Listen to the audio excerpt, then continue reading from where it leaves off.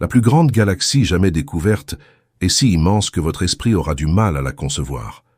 Ce n'est pas une exagération. C'est la description honnête d'un géant cosmique situé à plus d'1 milliard d'années-lumière, se déplaçant silencieusement dans l'obscurité et contenant plus d'étoiles qu'on ne pourrait en compter en d'innombrables vies. Vous pensez peut-être déjà comprendre à quel point l'univers peut être vaste. Vous avez déjà vu des images de la Terre paraissant minuscules à côté de Jupiter. Vous avez entendu dire que le Soleil pourrait contenir 1 million de terres. Vous savez peut-être même que notre Voie lactée s'étend sur 100 000 années-lumière. Mais toutes les comparaisons que vous avez utilisées jusqu'à présent pour comprendre les dimensions dans l'espace commencent à s'effondrer lorsque vous découvrez ce que les astronomes ont trouvé bien au-delà de notre voisinage galactique. Si cela vous intéresse, cliquez sur le bouton « J'aime » et commençons. Avant de voyager à plus d'1 milliard d'années-lumière dans l'espace profond, nous devons commencer par un point où notre esprit peut se fixer. Il nous faut un point de repère, et la seule échelle que nous comprenions vraiment est celle dans laquelle nous vivons. Commençons par la Terre. Notre planète nous paraît immense. Les océans s'étendent au-delà de l'horizon. Il faut des heures pour traverser un continent en avion. Les montagnes s'élèvent à des kilomètres dans le ciel, et pourtant la Terre est petite. On pourrait loger environ 1,3 million de terres à l'intérieur du Soleil. Le Soleil lui-même paraît immense. Il domine notre ciel. Il contient 99,8% de la masse totale de notre système solaire. Chaque planète, lune, astéroïde et comète orbitent autour d'eux. C'est sa gravité qui maintient le tout ensemble. Mais même le Soleil n'est qu'une étoile comme les autres. Il existe des étoiles bien plus grandes. Certains sont si grands que si l'un d'eux remplaçait notre Soleil, sa surface s'étendrait au-delà de l'orbite de Mars. Quelques-uns avaleraient Jupiter. Comparé à ces géants stellaires, notre Soleil est modeste. Mais les étoiles ne sont que le début. Notre Soleil est l'une des centaines de milliards d'étoiles qui composent la Voie lactée. Lorsque vous levez les yeux vers le ciel nocturne et que vous voyez cette faible bande nuageuse qui le traverse, vous voyez la lumière combinée d'étoiles lointaines, si étroitement regroupées le long du plan de notre galaxie qu'elles se confondent. La Voie lactée mesure environ 100 000 années-lumière de diamètre. Cela signifie que la lumière, se déplaçant à 186 000 miles par seconde, mettrait 100 000 ans pour parcourir la distance d'un bord à l'autre. Pour comprendre ce chiffre, réfléchissez à ceci. L'homme moderne existe depuis environ 300 000 ans. Si un rayon de lumière avait commencé à traverser notre galaxie à l'époque où les premiers humains sont apparus, il n'en serait qu'à présent à l'approche de la face cachée.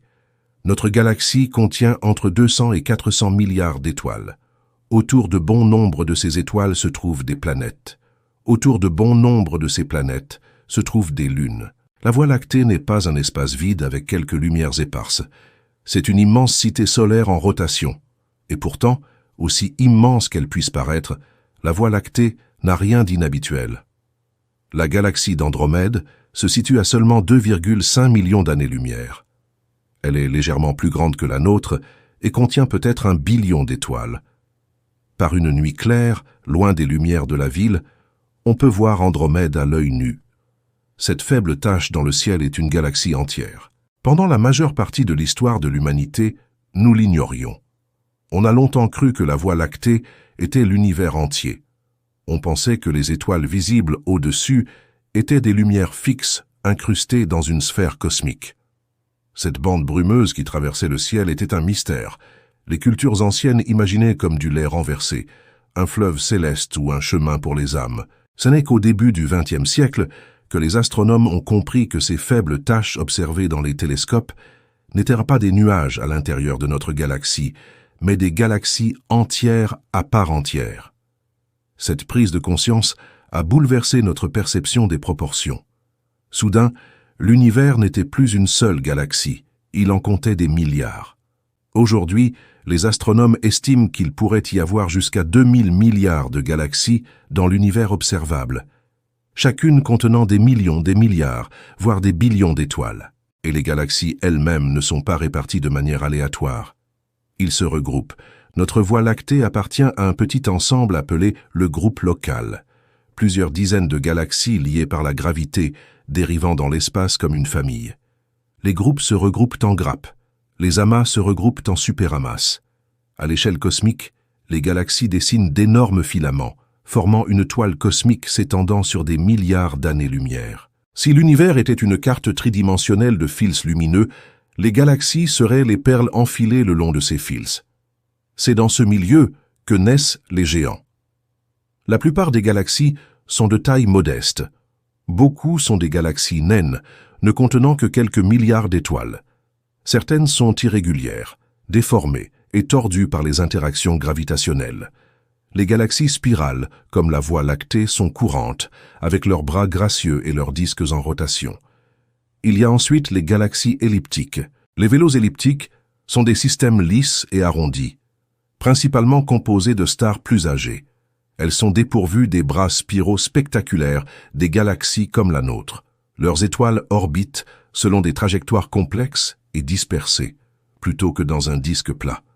Et au centre des plus grands amas de galaxies, un phénomène remarquable se produit. La gravité attire tout vers l'intérieur.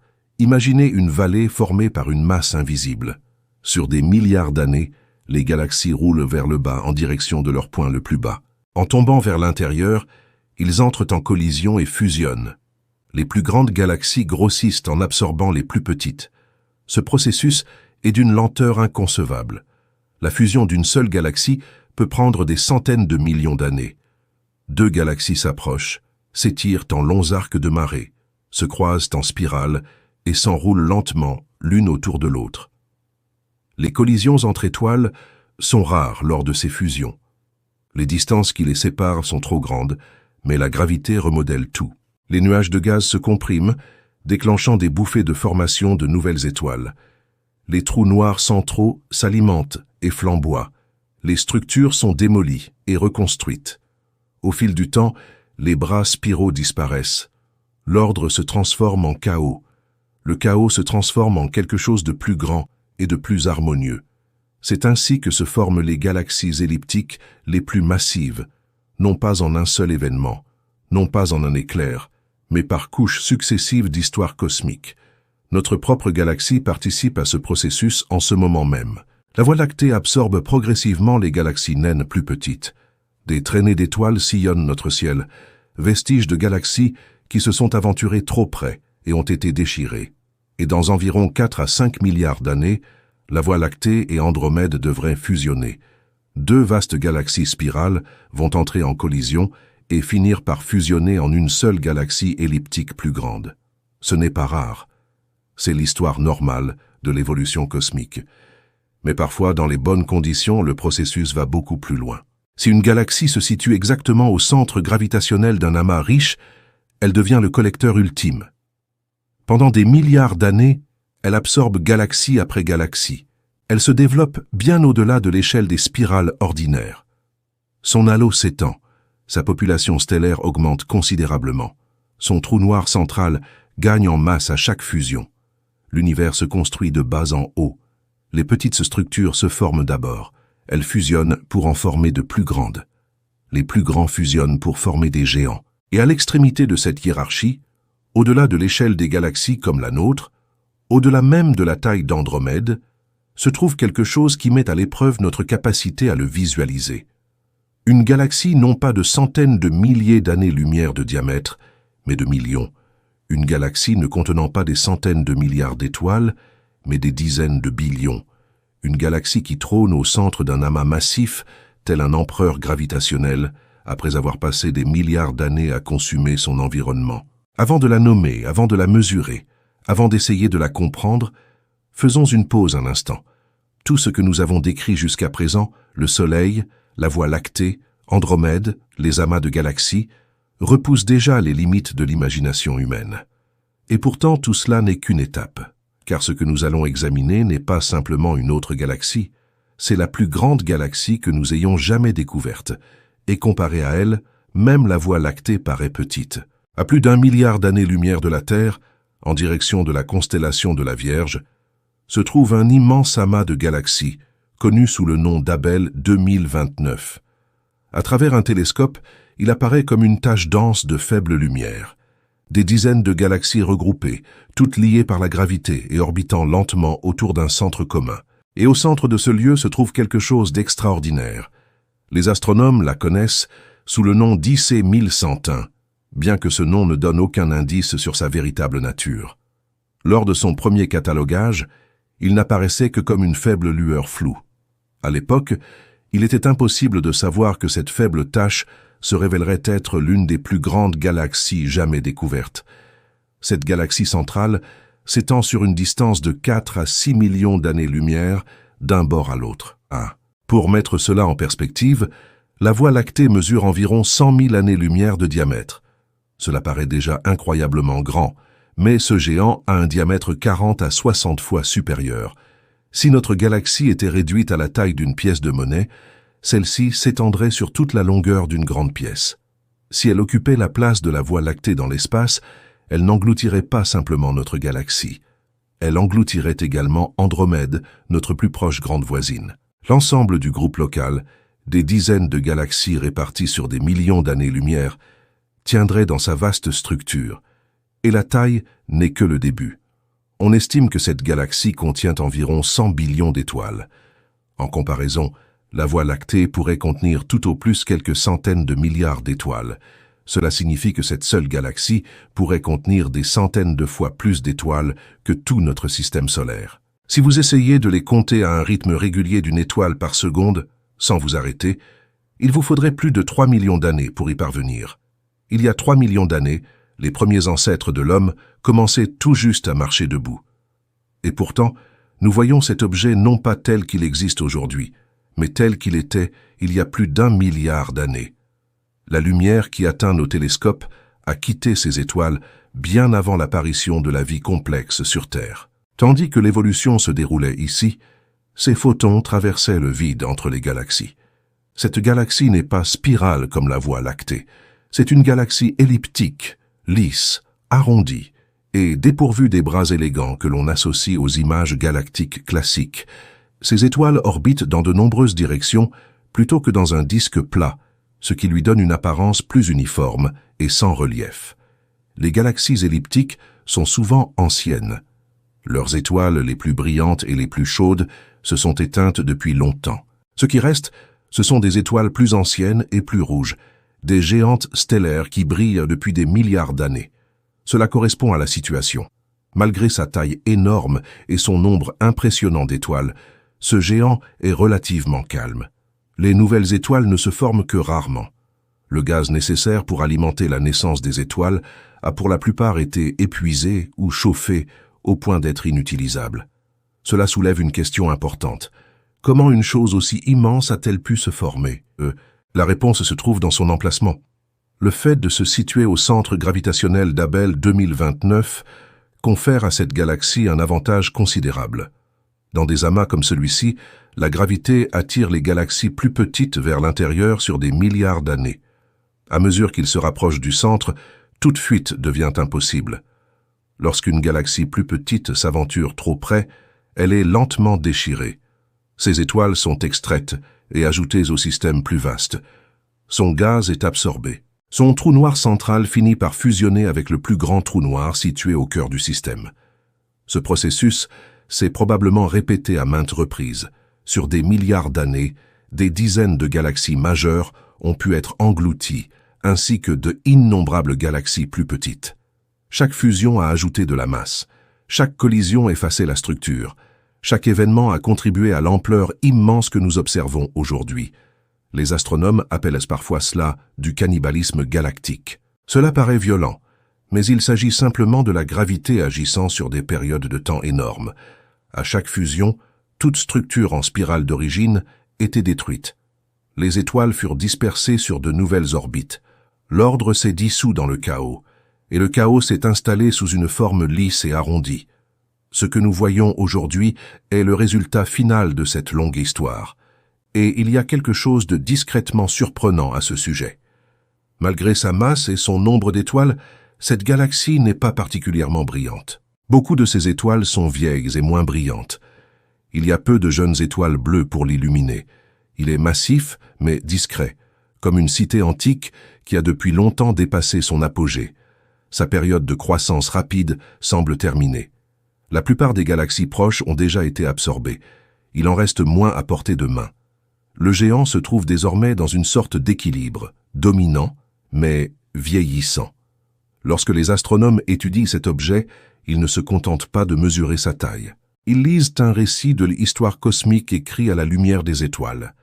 L'âge des étoiles, leur signature chimique et leurs mouvements révèlent tous des indices sur les fusions passées et les galaxies disparues depuis longtemps. Cette galaxie n'est pas une création unique et unifiée. Il s'agit d'une structure assemblée à partir des vestiges de nombreuses galaxies qui existaient autrefois indépendamment. Leurs noms ont disparu, leurs formes ont disparu. Mais leurs étoiles brillent encore au sein de quelque chose de plus grand, et c'est ce qui rend cet objet si important. Elles représentent l'extrême limite de ce que l'univers peut construire, en utilisant la gravité, le temps et la matière. Cela nous montre que les galaxies ne sont pas des entités figées. Ils grandissent, entrent en collision et évoluent. La Voie lactée paraît immense quand on y pense, mais ce géant nous oblige à revoir notre perception des échelles. Car si l'univers peut construire une galaxie de millions d'années-lumière de large et contenant 100 000 milliards d'étoiles, alors notre représentation mentale de ce qui est possible est encore incomplète. Et nous n'avons même pas encore atteint le stade le plus extrême. Au cœur même de cette immense structure se trouve quelque chose d'encore plus étonnant que la galaxie elle-même. Chaque grande galaxie connue abrite en son cœur un trou noir supermassif. Notre propre Voie lactée abrite un astéroïde appelé Sagittarius A, dont la masse est environ 4 millions de fois celle du Soleil. Ça paraît déjà énorme. 4 millions de soleils comprimés dans une région plus petite que notre système solaire. Mais le trou noir à l'intérieur de ce géant galactique appartient à une catégorie complètement différente.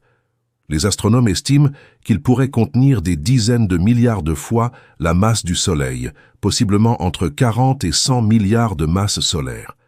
Prenez un instant pour bien saisir l'ampleur de la chose. Si Sagittarius A avait la taille d'une pièce de monnaie, ce trou noir serait une montagne. Si on la plaçait au centre de notre système solaire, son horizon des événements, le point au-delà duquel même la lumière ne peut s'échapper, s'étendrait bien au-delà de l'orbite de Pluton. Tout ce que nous considérons comme notre voisinage cosmique se situerait à l'intérieur d'une limite de non-retour. Et pourtant, les trous noirs ne sont pas des aspirateurs cosmiques qui aspirent tout ce qui les entoure. Leur gravité se comporte exactement comme celle de n'importe quel autre objet de masse égale. Si notre Soleil était remplacé par un trou noir de même masse, la Terre continuerait à orbiter presque exactement comme elle le fait actuellement. La différence réside dans la densité. Un trou noir supermassif contient une quantité inimaginable de masse comprimée dans une région minuscule. L'espace et le temps eux-mêmes se courbent autour de lui. Plus on s'approche, plus les phénomènes physiques deviennent étranges. À proximité de l'horizon des événements, le temps ralentit par rapport aux observateurs éloignés. Courbes de lumière, des chemins qui semblaient autrefois rectilignes commencent à serpenter vers l'intérieur. À l'intérieur de cette limite, toutes les directions possibles mènent vers le centre. Le trou noir au cœur de cette galaxie n'a pas commencé ainsi. À l'image de la galaxie elle-même, s'est développé sur des milliards d'années. À chaque fois qu'une galaxie plus petite était absorbée, son propre trou noir central était attiré vers l'intérieur. Finalement, les deux trous noirs se mettraient à orbiter l'un autour de l'autre, formant un système binaire. Avec le temps, ils se rapprocheraient en spirale, rayonnant de l'énergie sous forme d'ondes gravitationnelles, des ondulations de l'espace-temps lui-même. Lorsqu'ils fusionneraient finalement, il en résulterait un seul trou noir, beaucoup plus massif. Ce processus a pu se produire des dizaines de fois. À chaque fusion, le trou noir central gagnait en masse. À chaque repas, elle devenait plus puissante. À certains moments de son histoire, il était sans doute tout sauf calme. Lorsque du gaz tombe vers un trou noir supermassif, il ne disparaît pas immédiatement. Au lieu de cela, il forme un disque en rotation rapide autour de l'horizon des événements.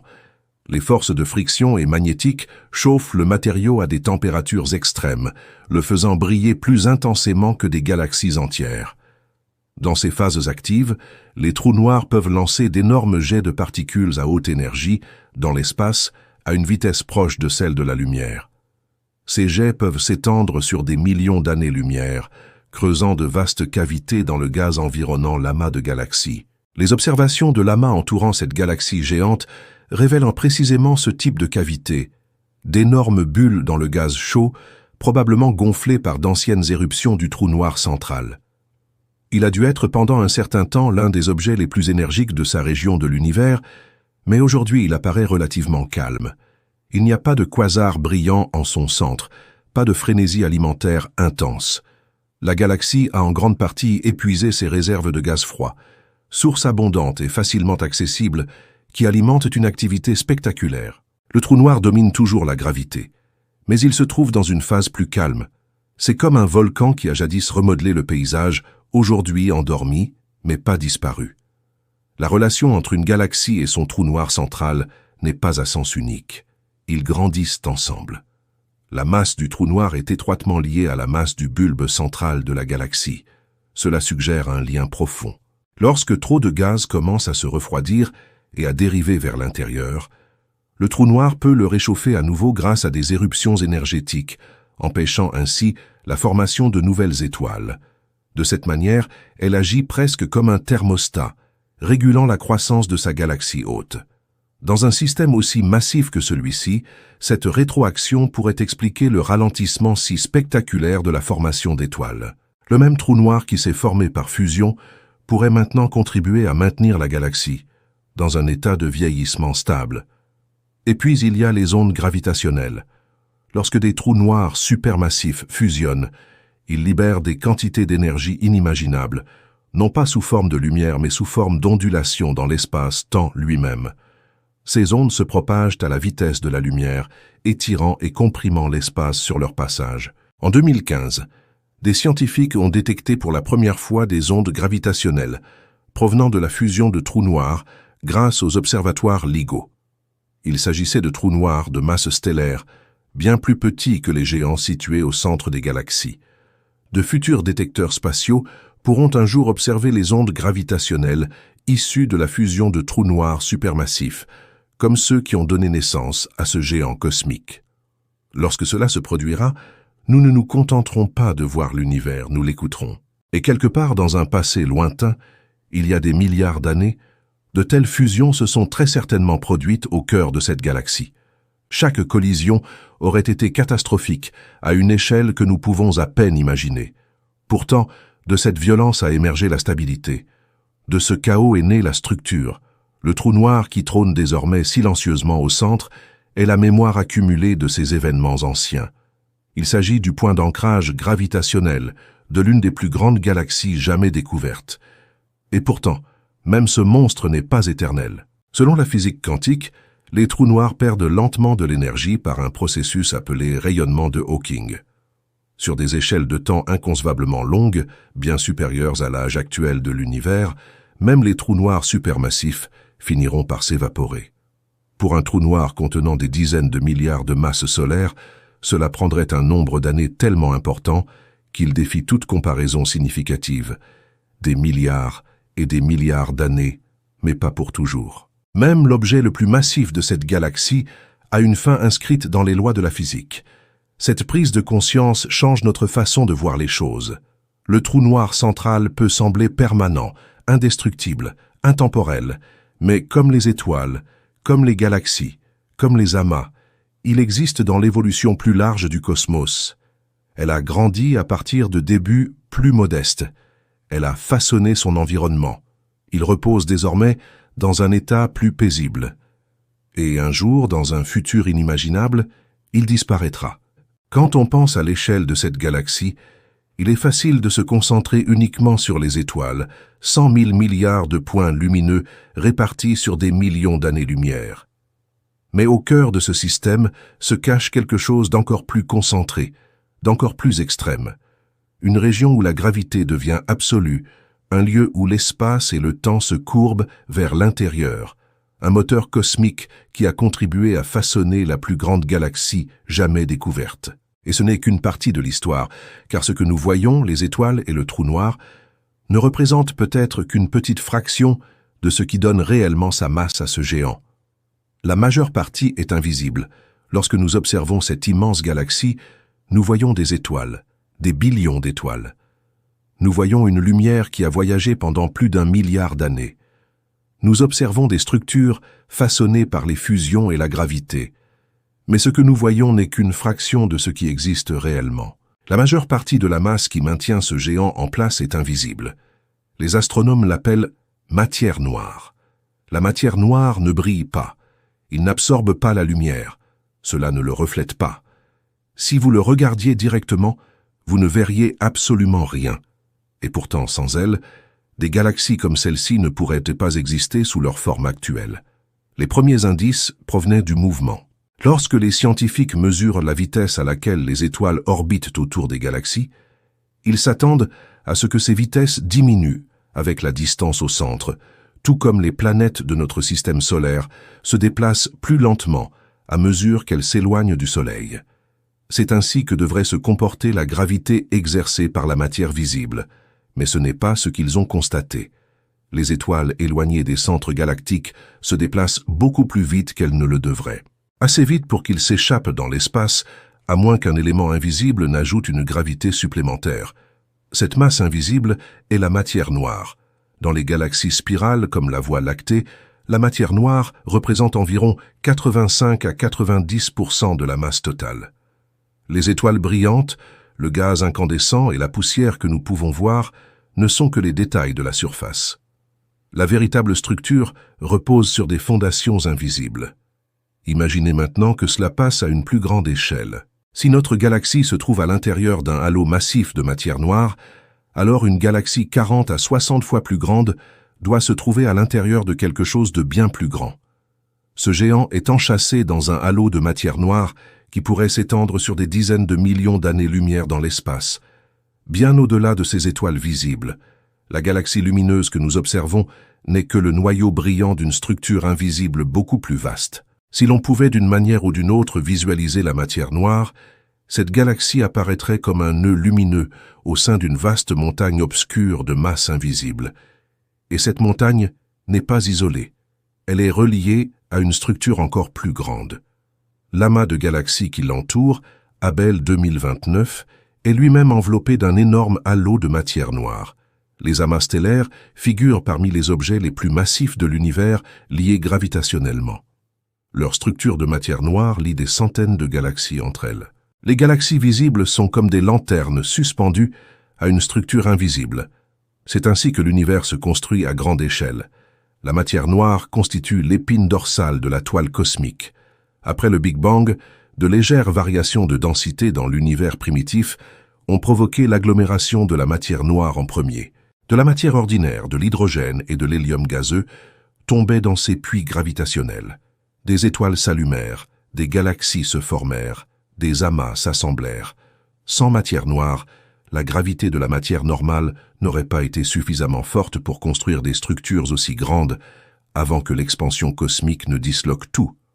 Autrement dit, cette galaxie massive existe grâce à quelque chose que nous ne pouvons pas voir et que nous ne comprenons pas encore pleinement.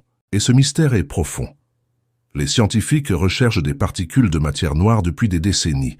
Des détecteurs souterrains sont à l'écoute des collisions les plus faibles. Les télescopes spatiaux recherchent des signaux indirects. Les accélérateurs de particules tentent de recréer les conditions de l'univers primitif. Jusqu'à présent, la matière noire est restée silencieuse. Nous savons qu'il existe grâce à ses empreintes gravitationnelles, mais nous ignorons de quoi il est fait. Et cela signifie que lorsque nous mesurons la masse totale de ce géant galactique, nous travaillons avec deux couches, la visible et l'invisible. La couche visible est déjà suffisamment stupéfiante, 100 000 milliards d'étoiles, des millions d'années-lumière de diamètre. Mais la couche invisible peut contenir encore plus de masse. Certaines estimations suggèrent que la masse totale de ce système, y compris son halo de matière noire, pourrait atteindre des centaines de billions de masses solaires. Il ne s'agit pas simplement d'une galaxie, c'est un titan gravitationnel. Maintenant, reculez encore davantage. Les galaxies ne flottent pas au hasard dans l'espace vide. Ils tracent d'énormes filaments que étend à travers l'univers observable. Entre ces filaments s'étendent de vastes vides cosmiques, des régions presque dépourvues de galaxies. Si l'on pouvait prendre suffisamment de recul, l'univers ressemblerait à une toile d'araignée tridimensionnelle, Des nœuds brillants signalent les amas de galaxies. De longs brins les relient. La matière noire forme les filaments.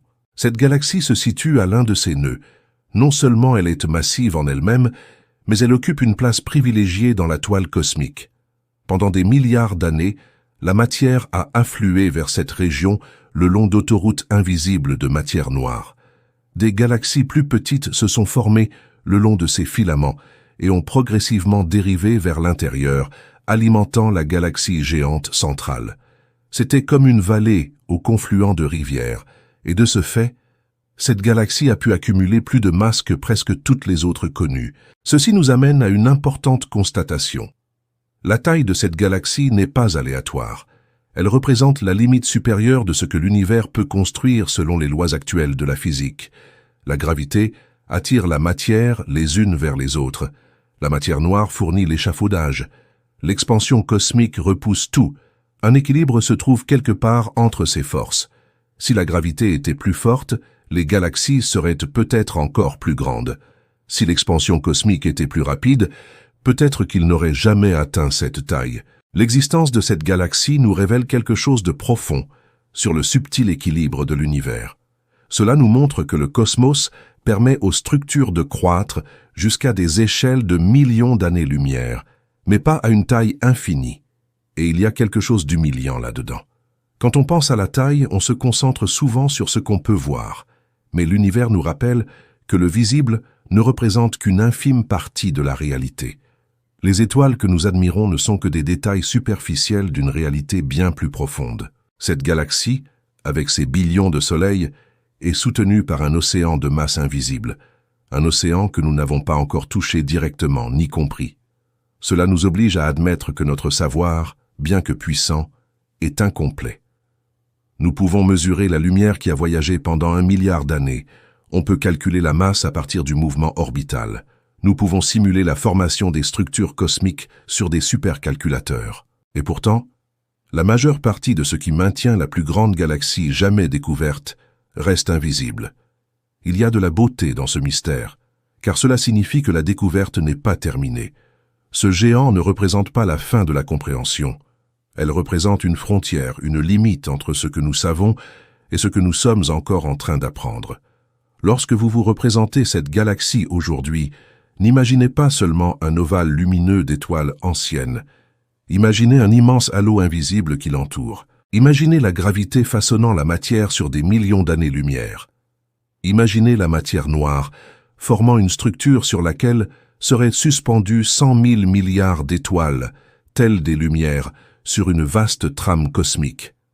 La plus grande galaxie que nous ayons découverte n'est pas seulement un triomphe d'échelle. Cela nous rappelle que la majeure partie de l'univers est cachée à la vue directe, et même face à quelque chose d'aussi massif, nous n'en voyons encore que la surface. Quand on parle de cette galaxie gigantesque, il est facile de se concentrer uniquement sur sa taille. Ces millions d'années-lumière de diamètre, ces billions d'étoiles, son trou noir central pesant des milliards de soleils. Mais il existe une autre dimension tout aussi stupéfiante que l'échelle physique, le temps. La lumière qui atteint aujourd'hui nos télescopes a commencé son voyage il y a plus d'1 milliard d'années. Cela signifie que nous ne voyons pas cette galaxie telle qu'elle existe actuellement. Nous la voyons telle qu'elle était dans le passé lointain de la Terre. Il y a 1 milliard d'années, notre planète ne ressemblait en rien à ce qu'elle est aujourd'hui. Il n'y avait ni forêt, ni animaux sur la terre ferme, ni écosystème familier. La vie était simple, essentiellement microscopique, confinée aux océans. Tandis que l'évolution se déroulait lentement ici, des photons quittaient des étoiles lointaines de cette galaxie et entamaient un voyage à travers l'espace intergalactique. Ils ont voyagé dans l'obscurité à 186 000 miles par seconde, parcourant des distances inimaginables sans ralentir, sans s'arrêter, emportant avec eux la trace de leur origine. Ils ne sont arrivés que maintenant. En astronomie, la distance est indissociable du temps. Plus on regarde loin, plus on voit loin dans le passé. Chaque galaxie lointaine est un souvenir préservé de l'univers à un stade antérieur. Ce système géant, situé à plus d'1 milliard d'années-lumière, est un instantané d'une ère cosmique révolue. Et cela soulève une question troublante mais fascinante. À quoi cela ressemble-t-il aujourd'hui? Au cours du dernier milliard d'années, Les étoiles qui le composent ont vécu leur vie et sont mortes. Certains se sont peut-être effondrés en trous noirs, d'autres ont peut-être fusionné. Peut-être qu'une autre galaxie a dérivé vers l'intérieur et a été absorbée. Il se peut que le trou noir central ait connu de nouvelles phases d'activité. Nous l'ignorons tout simplement, car cette information ne nous est pas encore parvenue. L'astronomie, de cette façon, est une forme d'archéologie cosmique. Nous reconstruisons l'histoire à partir de la lumière ancienne. Considérons maintenant la distance physique elle-même. Une seule année-lumière équivaut à environ 6 billions de kilomètres. Multipliez cela par 1 milliard et vous commencerez à vous rapprocher du gouffre qui nous sépare de cette galaxie. Même nos vaisseaux spatiaux les plus rapides seraient totalement inadaptés à un tel voyage. Voyageant à environ 61 000 km par heure, mettrait des dizaines de milliers d'années rien que pour atteindre l'étoile la plus proche. Traverser notre propre galaxie à cette vitesse prendrait des milliards d'années. Traverser cette galaxie géante prendrait plus de temps que l'univers n'existe. Même la lumière, la chose la plus rapide qui existe, met des millions d'années à parcourir la distance d'un bout à l'autre de la Terre. S'il existait des civilisations vivant aux confins opposés de cette galaxie, un message envoyé à la vitesse de la lumière n'arriverait pas avant plusieurs millions d'années. Il faudrait tout autant de temps pour répondre. La communication à travers une seule galaxie se déroulerait sur des échelles de temps géologiques. Voilà l'échelle de séparation à laquelle nous avons affaire. Et pourtant, au sein de cette immensité, les étoiles brillent encore, les planètes orbitent peut-être encore, et le temps continue de s'écouler. À présent, tournons-nous vers l'avenir plutôt que vers le passé. Cette galaxie, malgré sa taille, n'est pas jeune. La plupart de ces étoiles sont anciennes. Les brillantes étoiles bleues qui brûlent vite et meurent jeunes ont pour la plupart disparu. La formation d'étoiles a considérablement ralenti, car le gaz froid nécessaire à la création de nouvelles étoiles a été en grande partie épuisé ou chauffé au-delà du point où il peut s'effondrer. À bien des égards, cette galaxie est déjà entrée dans une phase de maturité de son existence. Au cours des prochaines dizaines de milliards d'années, ces étoiles restantes, semblables au Soleil, se transformeront en géantes rouges avant de perdre leurs couches externes et de se contracter en naines blanches. Les petites étoiles naines rouges, qui brûlent leur carburant lentement et efficacement, continueront de briller pendant des billions d'années. Ces étoiles ternes seront les dernières à s'éteindre, longtemps après que les étoiles plus brillantes se soient éteintes. Mais même les naines rouges ne brillant pas éternellement. À terme, la formation d'étoiles cessera complètement dans tout l'univers. Le gaz deviendra trop rare pour permettre la formation de nouvelles étoiles. Une à une, les étoiles épuiseront leur carburant. La galaxie s'assombrira progressivement, non pas dans un effondrement spectaculaire, mais dans un lent et silencieux déclin. Ce qui reste ensuite, c'est un ensemble de vestiges stellaires, de naines blanches, d'étoiles à neutrons et de trous noirs dérivant à travers une structure obscure. Au centre, le trou noir supermassif persistera bien plus longtemps que n'importe quelle étoile. Sa gravité continuera de façonner les mouvements de ce qui reste. Pourtant, même cet objet colossal n'est pas éternel. Selon la théorie quantique, les trous noirs perdent lentement de l'énergie par rayonnement de Hawking. Sur des échelles de temps inconcevablement longues, des nombres si grands qu'ils tiennent à peine dans le domaine mathématique, ce trou noir central s'évaporera. Pas de sitôt, pas dans des milliards ou des billions d'années, mais un jour ou l'autre. La plus grande galaxie que nous ayons jamais découverte ne durera pas éternellement. Elle existe dans une fenêtre de la histoire cosmique, tout comme nous. Il y a quelque chose de profondément profond dans cette prise de conscience. Nous vivons à une époque où les galaxies brillent encore intensément, où les étoiles sont abondantes, où des amas lointains sont encore visibles à des milliards d'années-lumière. Dans un avenir lointain, l'expansion cosmique emportera de nombreuses galaxies au-delà de l'horizon observable. Les observateurs vivant dans des milliards d'années ne verront peut-être que leur structure locale, ignorant qu'un univers rempli de milliards de galaxies les entourait autrefois. Nous avons la chance, en ce moment, de pouvoir regarder vers l'extérieur et contempler l'univers dans toute sa richesse et sa diversité. Nous pouvons détecter une galaxie de millions d'années-lumière de diamètre et mesurer ses propriétés avec une précision surprenante. Nous pouvons calculer sa distance, estimer sa masse et reconstituer son passé. Et ce faisant, nous nous trouvons confrontés à quelque chose d'extraordinaire. Même les plus grandes structures construites par la gravité sont temporaires. Ils s'assemblent lentement sur des milliards d'années. Ils brillent un temps. Ils s'estompent. Cette galaxie géante n'est pas qu'un simple objet dans l'espace.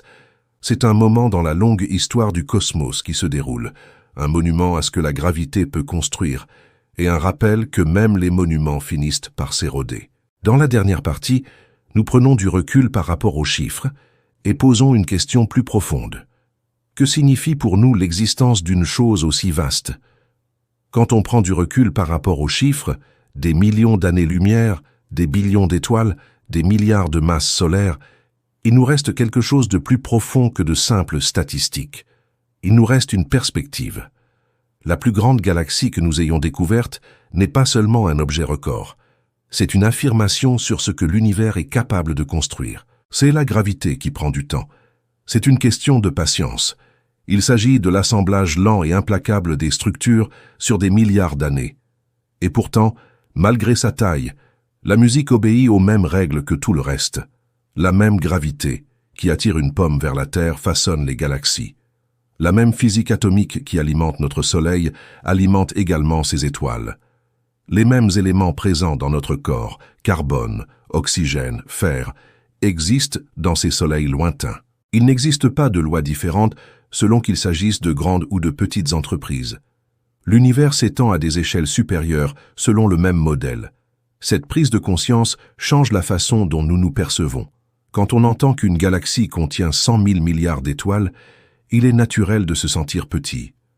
Notre planète devient un point. Notre espèce ne devient plus qu'un bref scintillement.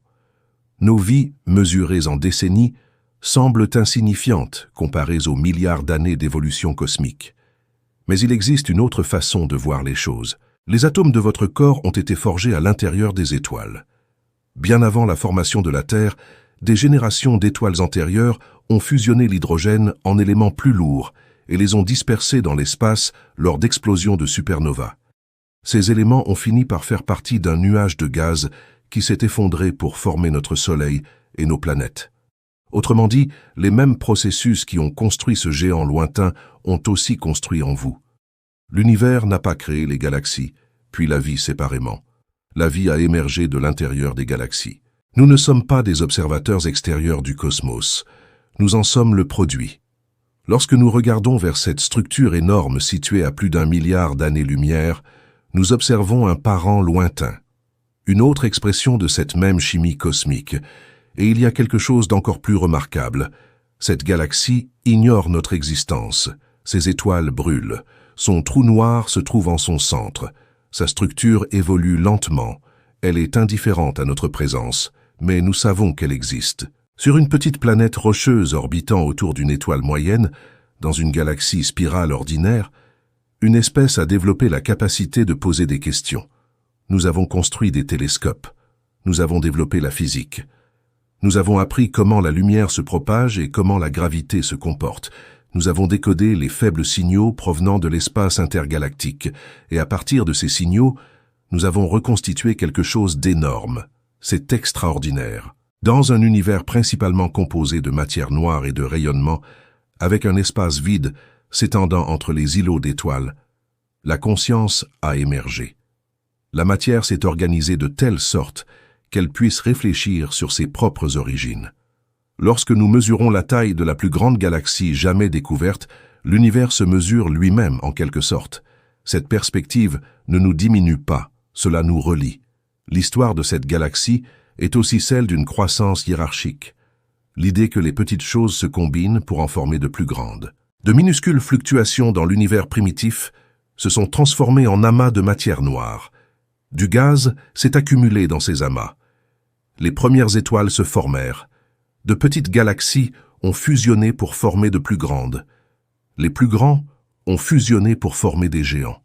Le processus qui a créé cette immense galaxie elliptique est le même processus qui a façonné notre Voie lactée, et le même processus qui finira par fusionner la Voie lactée avec Andromède.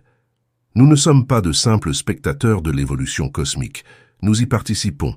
Même notre galaxie absorbe lentement ses voisines plus petites en ce moment même. Les traînées d'étoiles dans notre ciel sont les vestiges de galaxies naines déchirées par la gravité. Dans des milliards d'années, notre galaxie entrera probablement en collision avec Andromède, remodelant les deux en une nouvelle structure plus vaste. En ce sens, ce géant dont nous avons parlé n'est pas un phénomène étranger. C'est une version extrême d'un phénomène qui se produit partout. Il nous indique le point final de l'accumulation. Cela révèle ce qui peut se produire lorsque la gravité dispose de suffisamment de temps et de matière. Mais cela révèle aussi des limites. Les galaxies ne grandissent pas indéfiniment. L'expansion cosmique étire l'espace. L'énergie sombre accélère cette expansion. Finalement, les amas de galaxies deviennent des îles isolées. La nouvelle matière cesse de tomber vers l'intérieur. La croissance ralentit et s'arrête. Même les plus grandes galaxies atteignent une sorte de forme finale. L'existence de ce géant nous apprend quelque chose de profond sur l'équilibre. La gravité attire la matière les unes vers les autres. L'expansion cosmique le disloque. La matière noire façonne la structure. La matière ordinaire illumine la structure d'étoiles. C'est quelque part dans cet équilibre que se situe la taille maximale qu'une galaxie peut atteindre. Et nous avons la chance de vivre à une époque où nous pouvons le voir. Si des êtres intelligents existent dans cette galaxie, et nous ne savons pas s'ils existent, leur ciel nocturne serait différent du nôtre. Ils verraient une dense dispersion d'étoiles anciennes dans toutes les directions. Ils ne verront peut-être pas de gracieux bras en spirale. Ils pourraient ne pas voir une bande lumineuse traverser le ciel. Leur vision du cosmos serait façonnée par leur position à l'intérieur d'un système elliptique géant. Mais peut-être qu'eux aussi regarderaient vers l'extérieur. Peut-être détecteraient-ils d'autres amas de galaxies au loin. Peut-être mesureraient-ils le décalage vers le rouge et découvriraient-ils l'expansion cosmique. Peut-être poseraient-ils les mêmes questions que nous. Comment cela a-t-il commencé? Quelle est la taille de tout? Quelle est notre place au sein de cela? Il est possible que, quelque part parmi ces 100 000 milliards d'étoiles, des esprits s'interrogent sur l'univers. Et de leur point de vue, notre Voie lactée ne serait qu'une autre spirale ténue parmi d'innombrables autres. Cette symétrie force l'humilité. Nous ne sommes pas au centre. Nous ne sommes pas dans le plus grand bâtiment. Nous ne sommes pas dans un endroit privilégié. Nous sommes dans une galaxie parmi des milliards, en orbite autour d'une étoile parmi des centaines de milliards. Et pourtant, nous sommes capables de comprendre des galaxies situées à des millions d'années-lumière de diamètre. Ce n'est pas négligeable. La plus grande galaxie jamais découverte repousse les limites de l'imagination. Mais la capacité de l'imaginer, de la mesurer, de la modéliser, de la comprendre même partiellement, est tout aussi étonnante. Au final, ce qui rend cette galaxie vraiment extraordinaire, ce n'est pas seulement sa taille, c'est ce qu'elle révèle. Cela révèle que l'univers est capable de construire des structures à des échelles qui dépassent l'entendement humain. Cela révèle que les mêmes lois physiques simples peuvent engendrer une complexité étonnante. Et cela révèle que nous vivons dans un bref chapitre lumineux de l'histoire cosmique, où de telles structures brillent encore suffisamment pour être vues. Un jour, dans un futur lointain, les galaxies s'estomperont, les étoiles s'éteindront, l'univers deviendra plus sombre et plus silencieux. Mais là, tout de suite, nous pouvons regarder autour de nous et voir des géants. Et en les voyant, nous élargissons non seulement nos connaissances, mais aussi notre sentiment d'appartenance à quelque chose de bien plus grand que nous-mêmes. La plus grande galaxie jamais découverte dépasse l'entendement, mais le fait que l'imagination puisse aller aussi loin est peut-être la découverte la plus extraordinaire de toutes. Si la vidéo vous a plu, n'oubliez pas de laisser un like et de vous abonner. Cela fait une énorme différence et contribue à la croissance de la chaîne.